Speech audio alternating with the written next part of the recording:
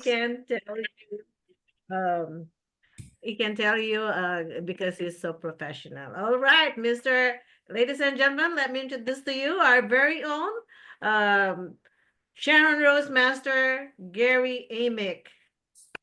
Hey, everybody. Thank you. Got an overflow crowd here. I know they heard I'm speaking today. So Yeah, all right. traffic jam outside, so but seriously, I want to thank Redrock, Kay, and Paul for having the faith and inviting me here to speak. And I hope I can touch the hearts. If just one person, then it's worth it. So I want to just start off by some of you may not know a little bit about my history, and so I want to share that with you. I'm an old guy. I was born in 1969. 1949. Part of the baby boomer crowd. And so I wanted to give a dedication, really. Somebody saw. Oh, I saw. Yeah, I wanted to just give a shout out and a dedication, really, and a tribute to the meaning of December 7th. A lot of people today don't even understand or know or have any kind of knowledge about the meaning of December 7th. And for those of you that may not know, that's when we entered, that's the day the Japanese bombed Pearl Harbor. Oh, December 7th. December 7th, 1941. Oh. So that's when this country entered World War II officially. So I don't think there should be a national holiday, but I think there should be a national tribute to that day, in my personal opinion. A lot of people sacrificed everything for that occasion. And I think we as a country should give a tribute to and a shout out to those who suffered. But that's also one of the reasons people don't realize that when those veterans came home, there was a massive birth rate. And us baby boomers came out of that. And I think they were so thrilled to be home that they did their deeds and created the most significant growth in this country's history as far as the birth rate. And out of that came then we paid taxes to support Social Security, so the people working would support Social Security. Well, as this big snowball is going through, many of us boomers are passing on, there's still not enough workforce to support Social Security. So it would not be surprising in the near future if that diminishes or goes away. And that's another reason to build Atomy is for that exact reason. You should not depend on them, but depend on yourself. See, retirement really is a financial decision, not an age decision, or should be. Mm-hmm. But most of us fall into the age side. But I'm a little off track with that, but I wanted to give a tribute. And if you would be so kind as to, when you have a downtime, just pass some prayers off to those people and families that suffered in that event. So December 7th is a significant day. But I went through school as a bad student, didn't have motivation, didn't do anything. And I received a special invitation to join Uncle Sam's Army in July 1969. Wow. So I was drafted, and I had a knee injury 3 days before departing for Vietnam. And so I had cancellation orders and surgery to my knee. Thank you, Lord. So I didn't have to go. Mm-hmm. But what that did is it introduced me to the profession of physical therapy. And it's a true story. The guy was a real bonehead, in my opinion. Didn't know anything about the business or profession, but I kind of liked what he was doing in general. And I told myself, I know I could be that bad. Oh, and I know I could be a lot better. So that was when I got out and went back home. There was a brand new program, associate's degree started, PT assistant. And so I applied to that. And then I was able to squeeze a 10-year degree in 4 years. So when I graduated in 1980, then moved to Las Vegas, got recruited here and started my practice in 85 and retired a few years ago. So I've been in the workforce. I've had my own business. I know a lot of what it takes and the mistakes you make. And survived it, lived through it, and from a business standpoint. And that's one of the motivators to me about Atomy. For me personally, it's not my motivation to seek the cash to dollar amount.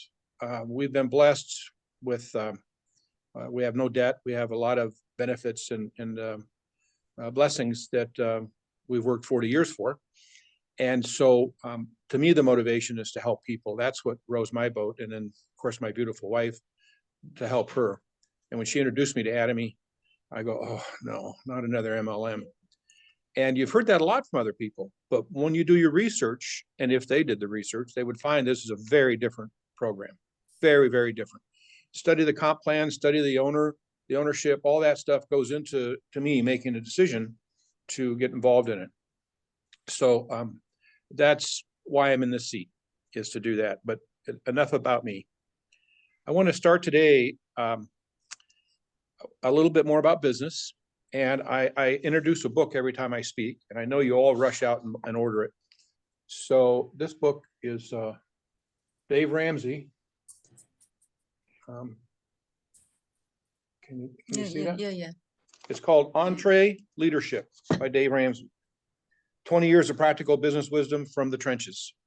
So Dave's, his life is a devout Christian. He's gone through highs and lows like many people have, but he's declared bankruptcy twice in his past. And when he turned his life around and business around and started the Financial Peace University, he, just a back note with that, when he started making some serious money, he's the only one I've ever heard of that went back to the people that he had loans with that he filed bankruptcy from, and he went back and paid those notes off. Even though bankruptcy was taken care of, he didn't have to do that by any means. But his statement is that he made the mistakes. It wasn't anybody else's mistake but his.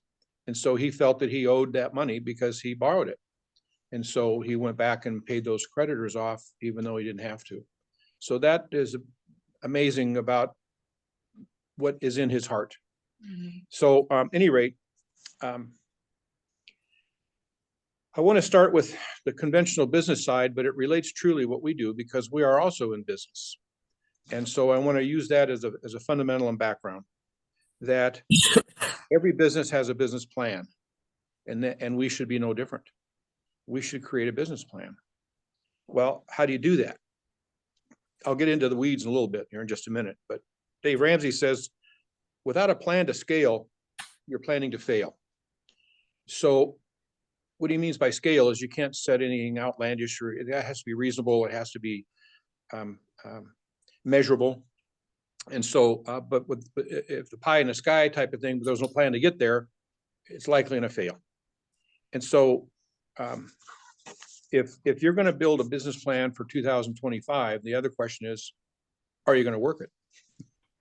But it all starts with creating a plan. So first is a vision statement. Now that's a technical term. It's a sophisticated term for a dream, because a dream is exactly that. It's a vision statement. It's a vision. They don't want to call a dream because that's kind of loose and it doesn't have as much meaning to people. It's more aloof and more, but a vision statement is more technical. So I'll be addressing the vision statements for most of this lecture, but it is a dream and it has to start with each one of us. So it takes focus to do that. And because if you just helter-skelter, your business plan is going to be the same and your work plans will be the same as well.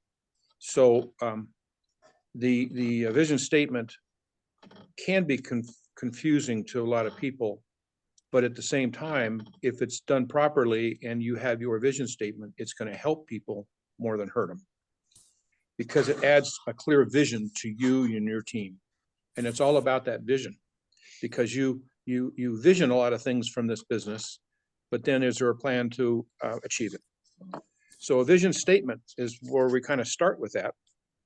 So many people, certainly if you ask them what their dream and goal is with this business, it's imperial. Mm-hmm. Well, that's wonderful, but how are we going to get there? And it means that by doing so, we have to think of the bigger picture. So what does that mean when we achieve the imperial status or position or pin level? What does it mean to us as a person, as a family, as a community? Does it have ramifications around the state, the country, the world? Well, of course it can, because you're representing many, many, many thousands of people at that point in our lives. So a mission statement, it answers the questions. Who are we? Why do we exist? That's kind of the fundamental mission statement. And so defining who we are as a human being and why are we here?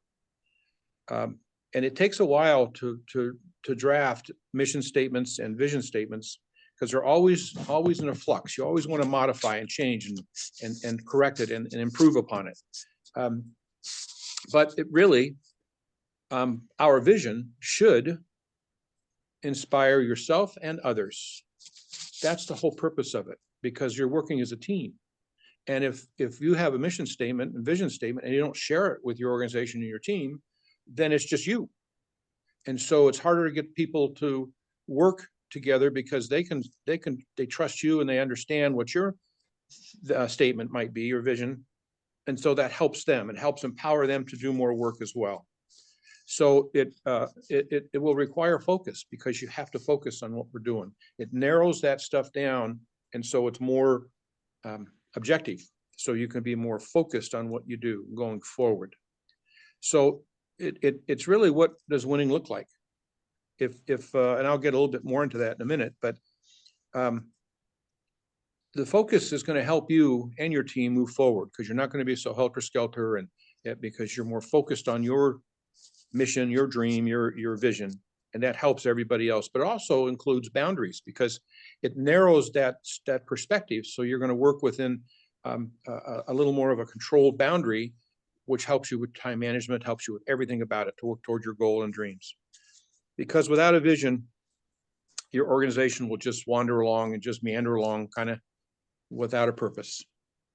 I want to quote Proverbs 29:18.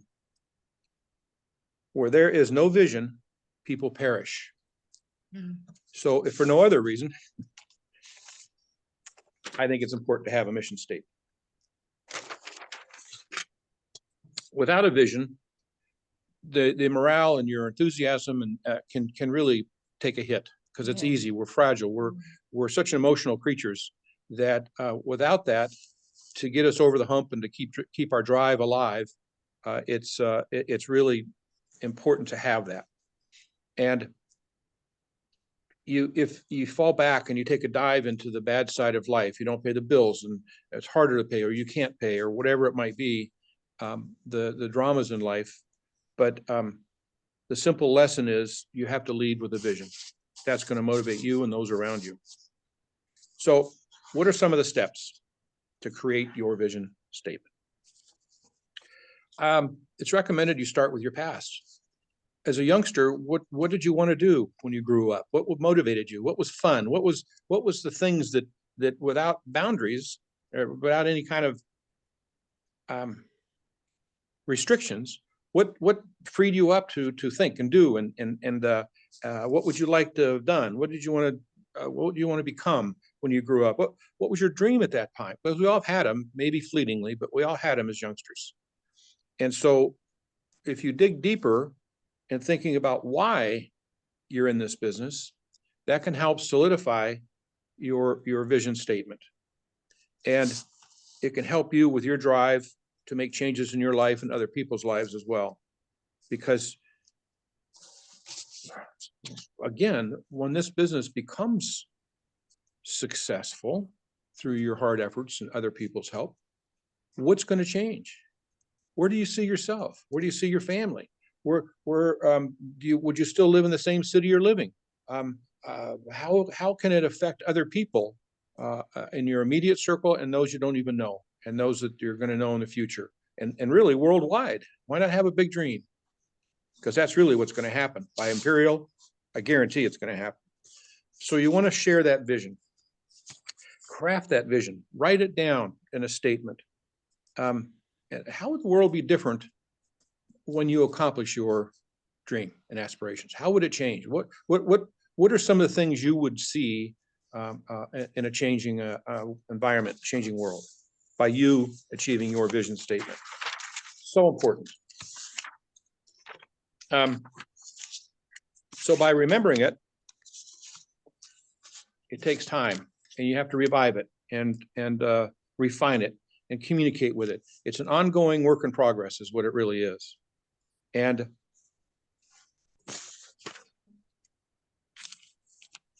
I want to just share a couple things with you. A couple examples of some pretty good vision statements. For example, many of you know the company LinkedIn, very, very successful company. Their vision statement, quote, create economic opportunity for every member of the global workforce. Pretty ambitious. There's a company called 4Kids. Their statement is a home for every child. Very nice. IKEA, all of us know about the business IKEA. From my last name. To create a better everyday life for many people. There's a business that you may not have heard of. It's called YouVersion. Their mission statement is connecting everyone everywhere to God's word every day. So it's large. It's not just about you. It's about what is going to happen, or what do you see happening when you reach these your vision, and when you reach Imperial. That's all what it's saying. By the way, a question. What is Atomy's mission statement? Anybody know right out of hand? Don't be embarrassed. Their mission statement is provide absolute quality products at absolute lowest price. That's our mission statement. You may not know that because you see it and read it and hear it and say it all the time, but that's the mission statement. So what do you think Atomy's vision statement is? A little different. Any guesses? Yeah. Cherish the spirit. No, it's called honesty and integrity is the best policy. That's their vision statement. So Dave Ramsey. That's the best policy for the business, right? Yes. Dave Ramsey says, quote, winning is an intentional act, one that includes getting clear on your business's purpose and potential impact by 1, clarify your business mission statement, write your company's vision statement, which is your vision statement, and start communicating consistently with those around you of what that is, particularly your support team and also your people you're working with as partners. Clarify it, modify it. It's really important that we run with a vision. And that's basically what I was going to present today, but there's a letter I saw online that I want to share, and then I'll be done. Many of you probably don't know this name, but Coach Paul Bear Bryant. Some of his older people know college football. Paul Bryant was an Alabama coach for many years and a powerful, powerful leader of his team and his community. And he died in 1982. And ironically, there was a letter that's I'm going to share with you in his wallet. The author is unknown, and the subject is the Magic Bank account. Now this, I'm going to want some feedback from you guys. So imagine Monday morning, you won the following quote prize in a contest. Each morning, your bank would deposit $86,400 in your private account for your use. However, there are some rules. 1, everything that you didn't spend during the day would be taken from you. There's no carryover. It's hard. $86,400. 2, you may not simply transfer it to another account. You can't put in the savings or IRA, whatever. You got to spend it. 3, only you may spend it. Not your family, nobody else, but you. Number 4, each morning when awakened, the bank opens your account with another $86,400 because what was left over is gone. So you start a new account with $86,400. Interesting, huh? Mm. So I want your feedback. Some of you share. What would you personally do? What's something that rows your boat? What just stands up in your mind that you want to just share with us? Don't be bashful. We're not going to criticize or make fun of you much, but no, seriously. What are some of the things that that just first when I mentioned that went through your mind? What would you do? $86,400. Anybody, please. Yeah. Yes, Stella. Can Yes. you, in that statement, can you invest it? Nope. Have to You spend can it. invest it. Buy the You have to house. spend it. Have to I spend will it. buy, not buying a house, because buying a house, you have to be making monthly payments. I will buy everything that I need in the house. Okay, How about me? go ahead. I would use that money to help others, maybe. How so? How would you help them? By But also telling them like the way you're telling us right now that you have to use your 8,000 $86,000. 86,000. 86,000 you know only for you. yeah, like you tell other people how they're going to use it too, like Nope. Only you can spend it. Yeah, only you. Only you can spend it. You don't need to spend it So- on anybody. I know, but I want to use that to help them too, to That's how fine. to use theirs, you know what I mean?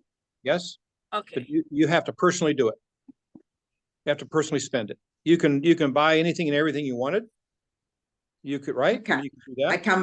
can buy cars and give to people who doesn't have cars. Yes, you can. Absolutely. Okay. Not only for yourself, but for all the people that you know and love, and Mhm. for strangers. You can spend that money any way you feel is Okay, appropriate.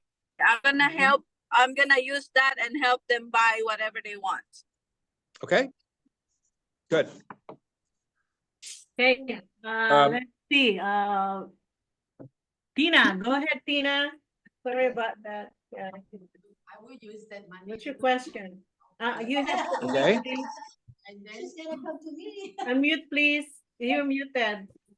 You're muted, Tina. Unmute. It's You're okay, muted. it's okay. Yeah, come here to talk. That's okay. Then it's just, Then mute it again. then it's just can you the hear? echo sound. Go ahead. Okay. First, I will use the money to pamper myself first. I will buy the course to improve myself, to learning to improve myself. Everything that I'm using for myself first, and then the money left, I'm going to helping for the people that go to hospital. They cannot afford to taking care of themselves in the hospital, or they cannot afford to pay about their health. And then I might, the third thing is I will buy the food to feed the one that they don't have enough. Okay. That's a three thing. And then the next day you have another $86,400. I will look at myself again. Because I will need it. Okay. I will improve myself first. Every time it will come to me first. Oh, no. I need to pay 10% to God first. And then 10% to God first, and then improve myself, using for myself. Okay. And then the third thing is share with other people that need help. But mostly I will help them on the health side. Because many people, they go to hospital, they cannot go to hospital because they don't have enough money. See, the letter goes on. Very good. And there's no right or wrong on this. Go ahead and mute up again. So, yeah. So you can spend it even on people you don't know, like Tina said. Yes. You couldn't possibly spend this on yourself day after day. I mean, yes, we can, but $86,000, 400 is a lot of money. That's So right. would you try to spend every penny? Or would you just run a balance and say, well, I'll get some more next tomorrow and I'll just let whatever unspent, just let it go. So No, everybody, that would be a selfish. Well, if you think about it, $86,400 is a lot of money, day after day after day. Oh, yeah. And it's possible at some point you're not going to complete that mission. But next morning, maybe, It comes back again. because it'd be replenished in the bank account. Mhm. So the letter goes on, it says, actually, this game is real. Anybody else want to share before I get into the closing part? Anybody else what they would want to do? For the 86,000. 86,400. A lot of money today. I have a lot. Now, of- yeah, spending that money every day for the creating sales master every day, creating sales master every day. I needed the money. Yeah, creating challenge every day. Give to all the members. They can become the sales diamond Sharon every day. I'm going to do that. Yeah. So Yeah. the whole purpose of this is what if, correct? And it's imagine of thinking about the dream and the goals and aspirations and what would we do? Mm. And I'm sure it would change a lot too, but to get back to the letter, it says, actually, this game is real.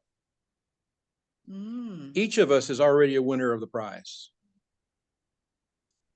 You can't just seem to see it. The prize in this circumstance is time. There is the hook.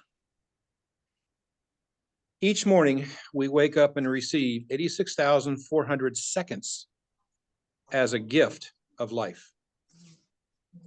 Every day, each one of us receives that. When we go to sleep at night and the remaining time is not credited to us, we wake up the next morning with another 86,400 seconds. So it gets back to, if we haven't used that time up, we've lost it. Yesterday is gone forever. Each morning, the account is refilled, but the bank, God, can dissolve our account anytime without warning. So what will you do with your 86,400 seconds? Those seconds are worth so much more than the same in dollars. Think about it. Remember, you enjoy every second of your life because time races by so much quicker than you think. Right, Paul? We're getting up there. Exactly. And it races by quicker than you think. So take care of yourself, be happy, love deeply, and enjoy life. Here's wishing you a wonderful, beautiful day. Start spending. Don't complain about growing old. Some people never get the chance. So in closing, that letter was just amazing to me. That man put it in his pocket and carried it around his whole life. Powerful leader for Alabama. But at any rate, Paul Bear Bryant, if you didn't catch the name. Investing your time to help others is so valuable. We don't take it for granted, but I think people don't appreciate the value of what we're trying to do to work with people and help people. They may not appreciate it either, because time is such one of the most important commodities that we own and what we have, and we be blessed for. So it's no small thing. Helping others succeed is priceless. Mm-hmm. So it's not how long we live, it's how are you living? Mm-hmm. And in closing, Proverbs 22:3, a prudent man sees danger ahead and prepares for it. The fool goes on blindly and suffers the consequences. Closing.